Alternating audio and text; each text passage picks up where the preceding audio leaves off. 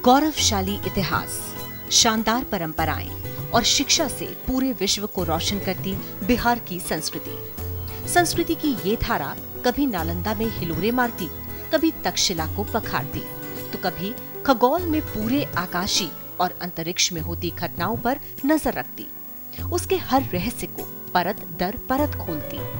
मगर शिक्षा संस्कृति की ये धारा कुछ समय के लिए ठहर गई। लगा ये सिर्फ किस्से कहानियों के हिस्से भर रह गई। मगर राजनीति ने करवट ली, सूखी हुई धारा फिर से फूट निकली। अब धीरे धीरे रफ्तार पकड़ने लगी है।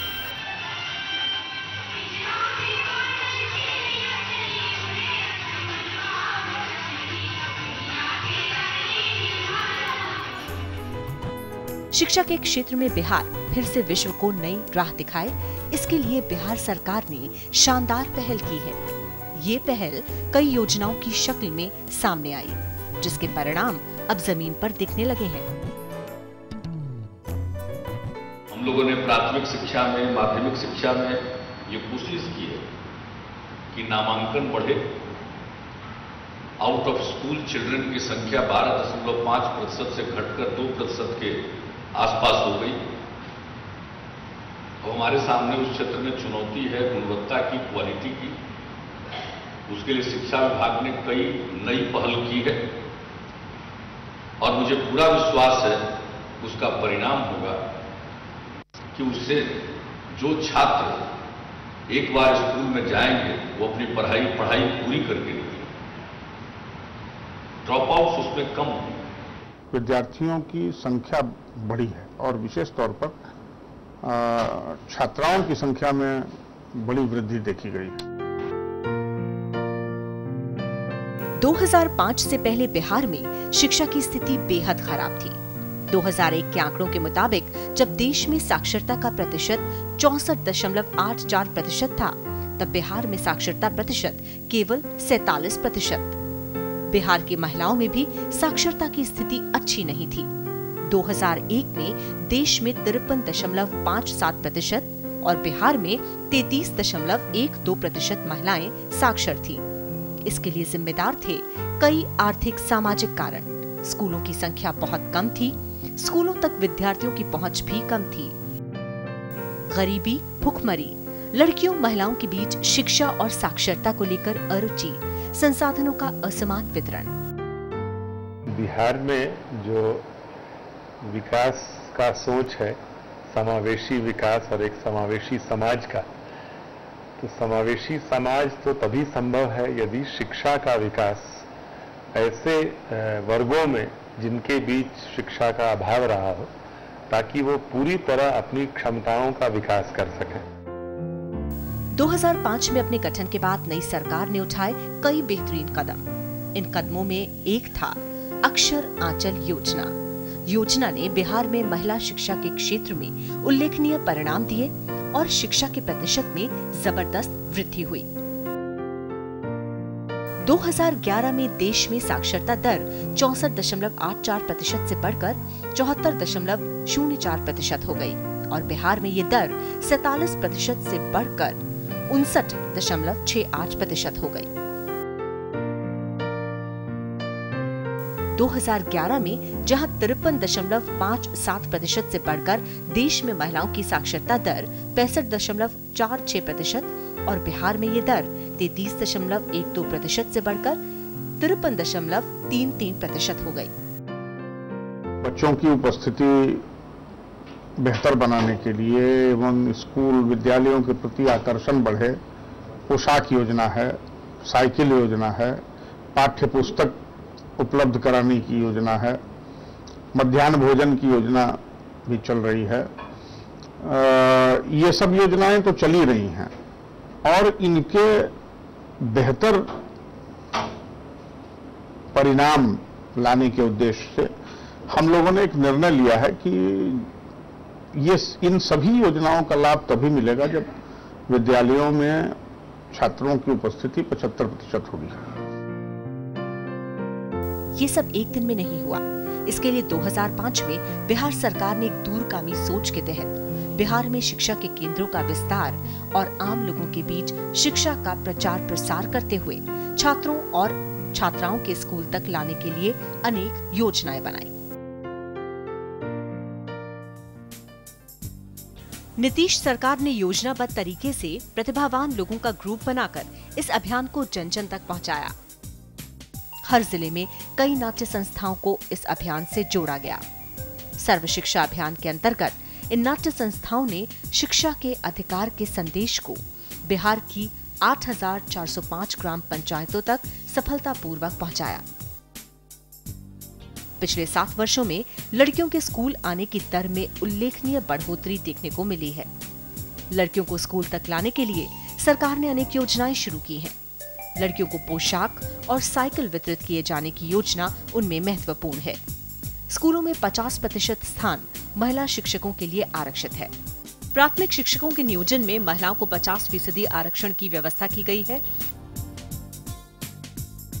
लिंग आधारित किसी भी तरह के भेदभाव को जगह नहीं मिले, इसकी पुरजोर कोशिश की जा रही है।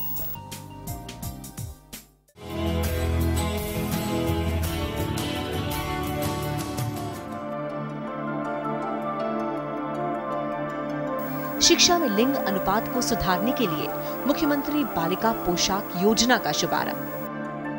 लड़कियां स्कूल नहीं जाती थी, गरीबी के कारण माँ बाप स्कूल भेजना बंद करते थे। हमने सबसे पहले लड़कियों के लिए पोशाक की योजना की शुरुआत की। मिडिल स्कूल में लड़कियों की संख्या बढ़ी, उससे हम सबों का उत्साह बढ़ा। वर्ष 2006-07 से शुरू की गई इस योजना के अंतर्गत राजकीयकृत सहायता प्राप्त प्रारंभिक विद्यालय के वर्ग 6 से 8 में नामांकित छात्र छात्राओं को पोशाक एवं शिक्षण सामग्री खरीदने के लिए प्रति छात्रा 700 रुपए की दर से विद्यालय शिक्षा समिति के जरिए नकद राशि का हस्तांतरण। इस राशि से प्रत्येक छात्रा 2 सेट स्कूल पोशाक, 1 जोड़ी जूते और राशि बचने की स्थिति में स्टेशनरी खरीदती है। मुख्यमंत्री बालिका पोशाक योजना की सफलता को देखते हुए इसका विस्तार वर्ग 3 से 5 तक किया गया है। मुख्यमंत्री पोशाक योजना वित्तीय वर्ष 2009-10 से संचालित हुई।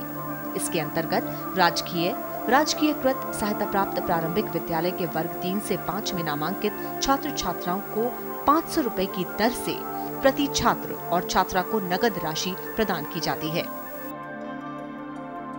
शिक्षा में लिंग अनुपात को सुधारने के लिए मुख्यमंत्री बालिका पोशाक योजना का शुभारंभ। मुख्यमंत्री बालिका पोशाक योजना के अंतर्गत बिहार सरकार ने साल 2006-07 में 64.45 करोड़ राशि खर्च की।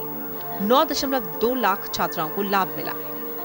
ये राशि 2008-09 में बढ़कर 82.05 करोड़ हो गई, जिससे 11.72 लाख छात्राएं लाभान्वित हुईं। फिर साल 2009-10 में इस योजना पर 100.78 करोड़ की राशि खर्च की गई, जिससे 14.39 लाख छात्राओं को लाभ मिला। इसी तरह साल 2010-11 में 108.42 करोड़ की राशि खर्च की गई, जिसका लाभ 15.48 लाख छात्राओं को मिला। फिर साल 2011-12 में 144.59 करोड़ की राशि का लक्ष्य रखा गया। सरकार के कदम यहीं नहीं रुके। बालिकाओं को प्रोत्साहन देने के लिए बिहार शताब्दी मुख्यमंत्री बालिका पोशाक योजना की शुरुआत हुई। वित्तीय वर्ष 2011-12 में शुरू हुई इस योजना के अंतर्गत 9वीं से लेकर 12वीं तक की छात्राओं को प्रति छात्रा 1,000 रुपए के हिसाब से पोशाक खरीदने के लिए 145 करोड़ 17 लाख 81 हजार रुपए की राशि का आवंटन जिलों को किया गया है।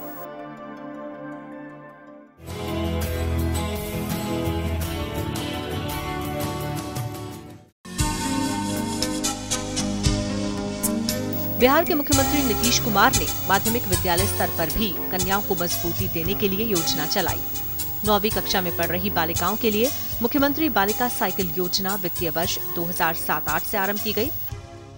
वित्तीय वर्ष 2008-09 से राजकीयकृत प्रोजेक्ट माध्यमिक विद्यालयों, अनुदानित एवं प्रस्वीकृत मदरसा, संस्कृत एवं वित्त रहित माध्यमिक विद्यालयों में 9वीं कक्षा में नामांकित छात्राओं को तथा वित्तीय वर्ष 2009-10 से उक्त कोटि के सभी माध्यमिक विद्यालयों में 9वीं कक्षा में पढ़ रहे छात्र छात्राओं को 2,000 रुपए की दर से साइकिल खरीदने के लिए राशि उपलब्ध करवाई जाती है।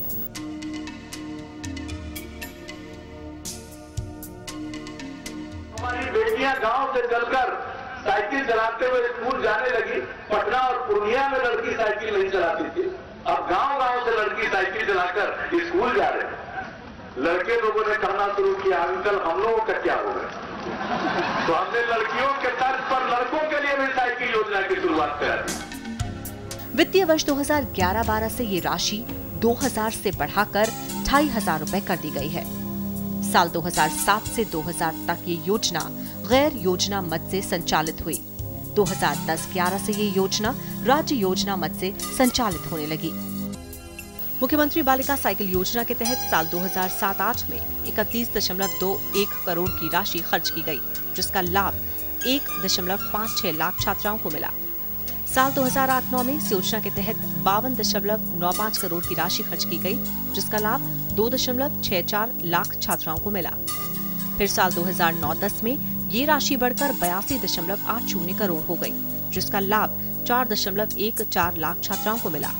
इसके बाद साल 2010-11 में 94.76 करोड़ की राशि खर्च की गई, जिसका लाभ 4.73 लाख छात्राओं को मिला। फिर साल 2011-12 में ये राशि पिछले साल से बढ़कर 137.11 करोड़ हो गई, जिसका लाभ 5.48 लाख छात्राओं को मिला।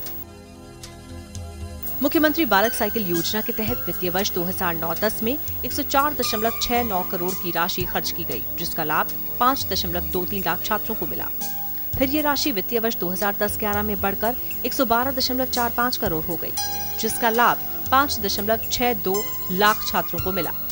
इसके बाद वित्तीय वर्ष 2011-12 में इस राशि में और भी इजाफा हुआ और ये बढ़कर 150.34 करोड़ हो गई, जिसका लाभ 6.01 लाख छात्रों को मिला।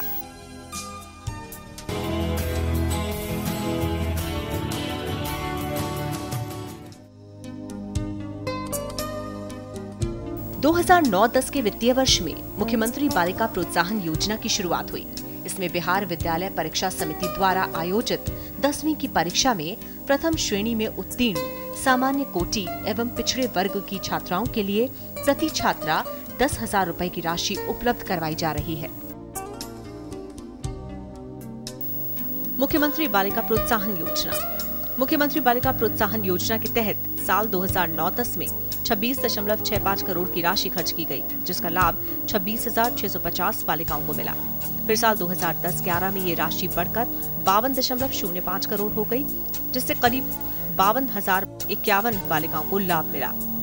इसके बाद साल 2011-12 में प्रोत्साहन राशि 33.16 करोड़ हो गई, जिससे 33,163 बालिकाओं को लाभ मिला।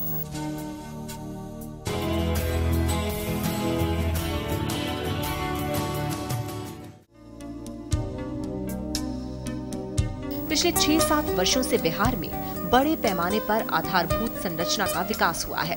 इसके तहत बड़ी संख्या में राज्य में कॉलेजेस, हाई स्कूल और प्राइमरी स्कूल खोले गए। प्राथमिक से लेकर उच्चतर शिक्षा के संस्थानों में भवन नहीं होने के कारण छात्र खुले में बैठकर शिक्षा प्राप्त करने के लिए मजबूर थे। नीतीश सरकार ने छात्रों के लिए भवन निर्माण को अपनी प्राथमिकताओं में लिया और बड़ी संख्या में भवनों का निर्माण करवाया।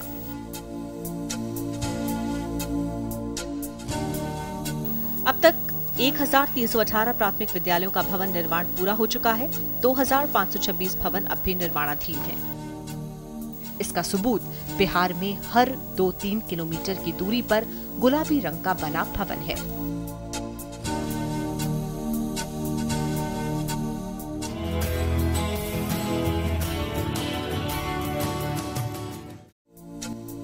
मुख्यमंत्री नीतीश कुमार ने सरकारी स्कूलों में पठन पाठन की गुणवत्ता पर पर्याप्त ध्यान दिया। न केवल पाठ्य पुस्तकों में बदलाव किए गए, बल्कि पठन पाठन के तौर तरीकों में भी बदलाव लाए गए। अब सरकार गुणवत्ता मिशन के तहत विद्यार्थियों की भाषा और गणित विषय में सुधार के प्रयास कर रही है। इस मिशन में कक्षा 1 से लेकर 5 तक के विद्यार्थियों पर ध्यान दिया जा रहा है। 5 साल के इस कार्यक्रम में विद्यार्थियों को शिक्षा के अनुकूल वातावरण मिले, इसलिए सरकार ने शिक्षकों की गुणवत्ता को बढ़ाने के प्रयास शुरू कर दिए हैं। इस मिशन का लक्ष्य है बिहार के प्राथमिक विद्यालयों में नामांकित हर बच्चे में उसकी कक्षा के मुताबिक समझ विकसित हो। मिशन गुणवत्ता के अंतर्गत दक्षता आधारित समूहीकरण उनका किया है, ताकि हम उनको मदद देकर उनको अपनी पाठ को समझ सके। वो पहली कक्षा के लिए नामित शिक्षक हम लोगों ने रखा है और ये कोशिश हम लोगों की है कि हर बच्चे को रेमेडियल टीचिंग की अगर जरूरत पड़े, अतिरिक्त कुछ सपोर्ट की जरूरत पड़े, तो विद्यालय में ही 9 से 4 के बीच में, 3 से 4 के बीच बच्चों को अगर कोई रेमेडियल सपोर्ट की जरूरत है, अतिरिक्त शिक्षण की व्यवस्था चाहिए, तो बल्कि इसको और मजबूत करने के लिए हमारे जो महादलित वर्ग के टोला सेवक थे, जो अनौपचारिक शिक्षा केंद्र महादलितों के लिए उनकी बस्ती में चलाते थे, अब हम उनको भी विद्यालय में ले आए हैं।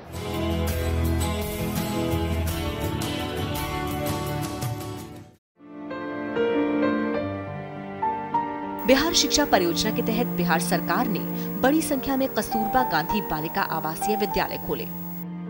कस्तूरबा गांधी बालिका विद्यालय के माध्यम से लगभग 45,000 लड़कियों को कक्षा 6, 7, 8 की पढ़ाई हम लोग आवासीय परिवेश में रखकर सुलभ कराते हैं, जिसमें जो मूल सोच है इसके पीछे वह यह है कि प्राथमिक शिक्षा खत्म करने के बाद, क्योंकि एक्सेस कम है, इसलिए लड़कियों के संबंध में ये चिंता है कि वे लड़कियां ड्रॉप आउट करेंगी।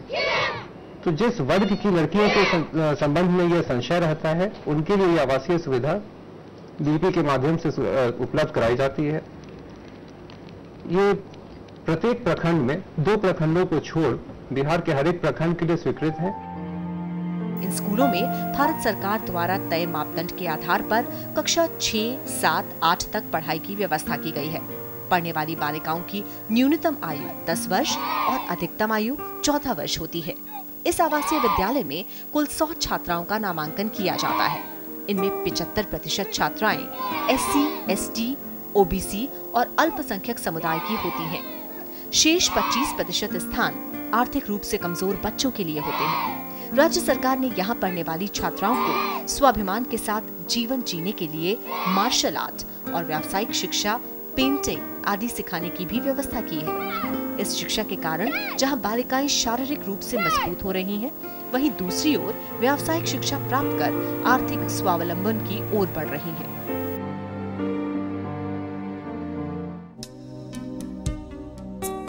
सरकार ने यहाँ विशेष तौर पर सुनने, बोलने और देखने में असमर्थ छात्राओं की शिक्षा के लिए भी विशेष व्यवस्था की है। यहाँ उन्हें 180 दिनों का प्रशिक्षण देकर सामान्य शिक्षा के साथ बोलने और सुनने का प्रशिक्षण दिया जाता है। इस प्रशिक्षण का उद्देश्य उन्हें सामान्य विद्यार्थियों के साथ शिक्षा ग्रहण करने योग्य बनाना है।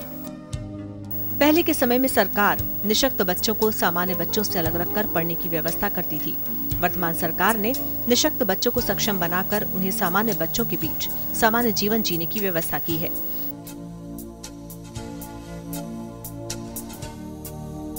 सरकार ने 16 प्रकार की निशक्तता को चिन्हित कर इसके मुफ्त इलाज की व्यवस्था की है। इलाज के दौरान बच्चों के साथ अभिभावकों के रहने, खाने पीने की व्यवस्था की जाती है और उनका इलाज करके उन्हें स्कूल जाने लायक बनाया जाता है। शारीरिक रूप से निशक्त बच्चों के लिए मुफ्त आर्टिफिशियल लिम्ब अर्थात कृत्रिम अंगों की भी व्यवस्था की जाती है।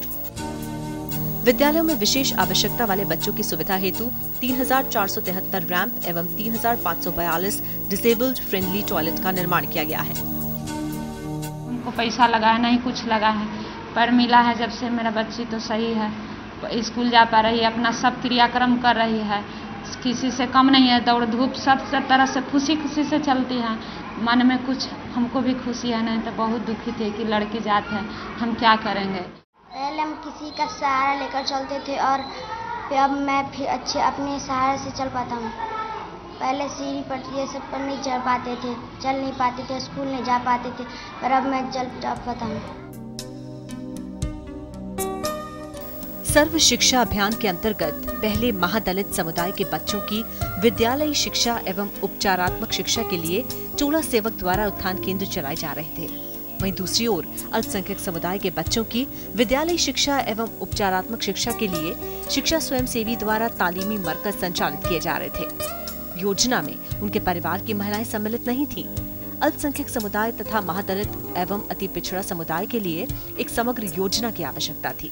इस योजना में ये व्यवस्था की गई है कि उनके साथ उनका पूरा परिवार साक्षर हो सके। वर्तमान योजना विधि में राज्य के 20,000 महादलित और अति पिछड़ा वर्ग समुदाय के टोलों, 10,000 अल्पसंख्यक समुदाय के टोलों का आच्छादन करने का लक्ष्य रखा है। योजना के अंतर्गत केंद्रों पर इन समुदायों की 15 से 36 वर्ष की असाक्षर महिलाओं को 20-20 की टोली में बुनियादी साक्षरता के साथ विकासात्मक योजनाओं की जानकारी देते हुए उन्हें विकासात्मक योजनाओं का लाभ दिलाने के प्रयास भी किए जाएंगे। इस योजना में इन समुदायों के 6 से 14 आयु वर्ग के बालक बालिकाओं का विद्यालय में नामांकन कराने के साथ टोला सेवक उनकी उपस्थिति स्कूल में सुनिश्चित करने के साथ उन्हें पढ़ाने और सरकार द्वारा चलाई जा रही विकास की योजनाओं की जानकारी देने का काम भी करेगा। मुख्यमंत्री नीतीश कुमार ने युवाओं में हुनर कौशल के विकास के लिए विशेष योजनाएं बनाने पर जोर दिया है।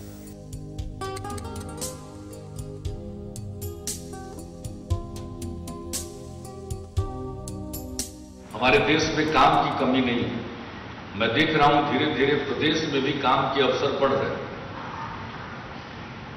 लेकिन जो काम उपलब्ध है उसके लायक लोग कम उपलब्ध होते हैं।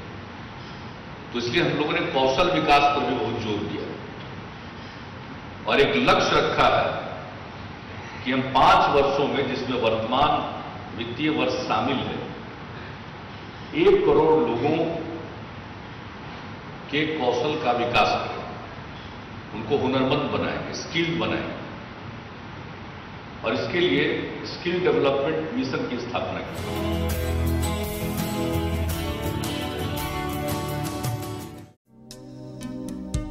बिहार में मिड डे मील योजना 1995 से लागू थी।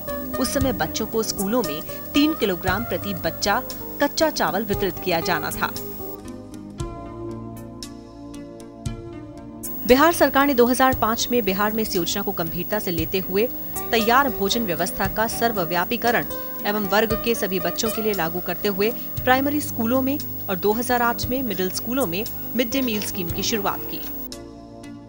मध्याह्न भोजन का जो कार्यक्रम है, हम लोगों की कोशिश रही है कि हम 100% विद्यालय में 100% कार्य दिवस के दिन 100% बच्चों को भोजन दें।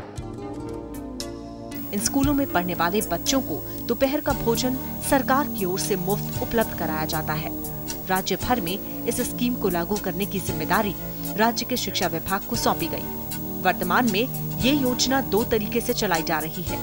स्कूलों में भोजन बनाने और वितरित करने की जिम्मेदारी विद्यालय शिक्षा समिति और केंद्रीयकृत व्यवस्था के तहत एनजीओ की होती है।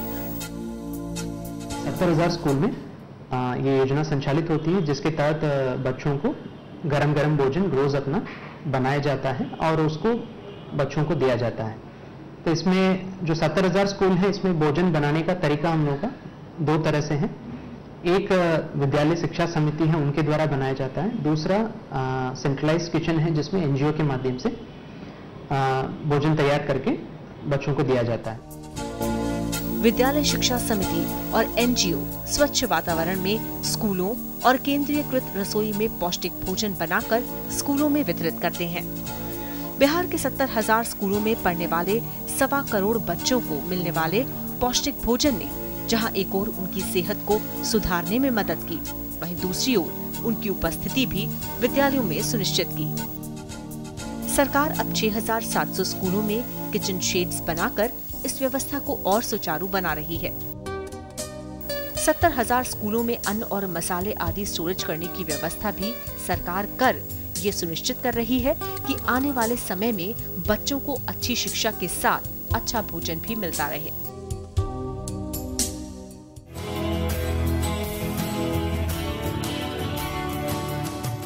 जो स्थापित हमारे विश्वविद्यालय और महाविद्यालय हैं, उनके माध्यम से बिहार की जरूरतों के अनुरूप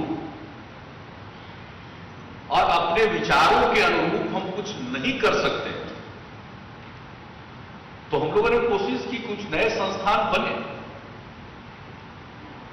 चाणक्य विधि विश्वविद्यालय बना, चंद्रगुप्त इंस्टीट्यूट ऑफ मैनेजमेंट स्थापित हुआ, आर्यभट्ट ज्ञान विश्वविद्यालय स्थापित हुआ, नया कृषि विश्वविद्यालय बिहार कृषि विश्वविद्यालय सबौर में स्थापित हुआ। उत्तम शिक्षा सरकार की प्राथमिकता है, क्योंकि नीतीश सरकार मानती है कि बिहार का विकास तभी संभव है जब उसका मानव संसाधन उच्च कोटि का हो, और मानव संसाधन उच्च कोटि का तभी संभव है जब शिक्षा का स्तर बेहतरीन हो। सरकार के निरंतर प्रयासों से आज शिक्षा के क्षेत्र में उल्लेखनीय परिवर्तन दिखाई देता है। क्वालिटी, गुणवत्ता में पहले की तुलना में गुणवत्ता में सुधार आया है, प्रमुख बदलाव आए हैं। इसके अलावा आधारभूत संरचना का सुदृढ़ीकरण हुआ है। हाई स्कूल में भी, माध्यमिक और उच्चतर माध्यमिक में भी जो हम लोगों ने निर्णय लिए हैं उसके परिणाम आने शुरू हो गए हैं, और वह निर्णय, जितने भी हम लोगों ने निर्णय लिए हैं, अगले 2 वर्षों में, लगभग अगले 2 वर्षों में क्रियान्वित हो जाएंगे। तो हाई स्कूल और हायर सेकेंडरी में भी बहुत बड़ा फर्क दिखेगा। मुख्यमंत्री नीतीश कुमार के शिक्षा के क्षेत्र में उठाए गए कदमों से न केवल स्कूलों में छात्र छात्राओं की संख्या में वृद्धि हुई, स्कूल छोड़कर जाने वाले विद्यार्थियों की संख्या में भारी कमी हुई।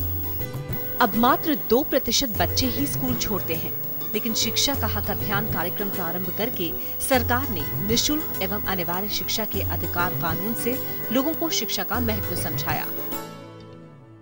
उच्च शिक्षा के क्षेत्र में नए आयाम बिहार में दिखाई दिए, जिससे युवा वर्ग लाभान्वित हुआ।